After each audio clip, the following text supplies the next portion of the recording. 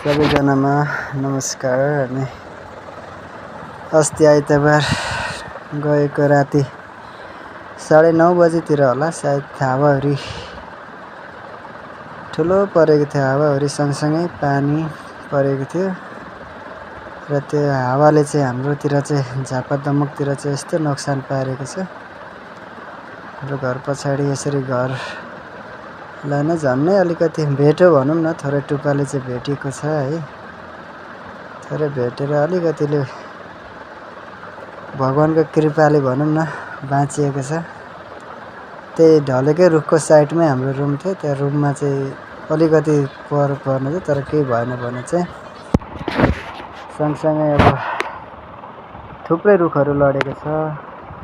यो दुईवटा रुख एउटै रुखमा चाहिँ दुईवटा हाँगा ढल्यो। अनि यो ठुलो सबैभन्दा ठुलो रुख चाहिँ यता सुँगुर रुखहरू थियो। यहाँ पनि ठुलो रुख छ, यो पनि जरैसँगले पल्टाइदियो।